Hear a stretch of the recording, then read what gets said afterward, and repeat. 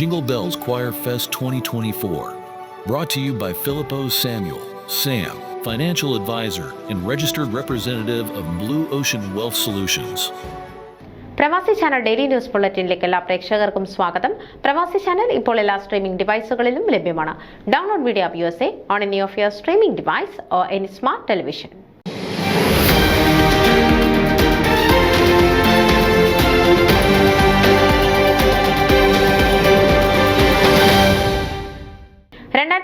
May 6 New York Kings county കോടതിയിൽ മുൻ trustee board ചെയർമാനും ഗോപിനാഥ കുറുപ്പിനും എതിരായി ഫയൽ ചെയ്തിരുന്ന കേസിന്റെ ജൂറിസ്ഡിക്ഷൻ ന്യൂയോർക്ക് സ്റ്റേറ്റ് അല്ലെന്ന കാരണം കാണിച്ച് ഡിസംബർ 12 കേസ് തള്ളി കോടതി വിധി വന്നു.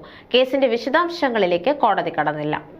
ഇതിനു മുമ്പ് കേസ് കൈകാര്യം ചെയ്തിരുന്ന 2 ജഡ്ജിമാരും ജുഡീഷ്യൻ സ്വീകരിച്ച് ഉത്തരവുകൾ പുറപ്പെടുവിച്ചിട്ടുണ്ട്. കേസ് ഫയൽ ചെയ്ത ആദ്യ ദിവസം തന്നെ ജുഡീഷ്യൻ ന്യൂയോർക്ക് ആണെന്ന് തീർച്ചപ്പെടുത്തിയിരുന്നതാണ്. അതുകൊണ്ട് തന്നെ ഈ വിധിക്കെതിരായി അപ്പീൽ നൽകുവാൻ ട്രസ്റ്റി ബോർഡ് തീരുമാനിച്ചിരിക്കുന്നു.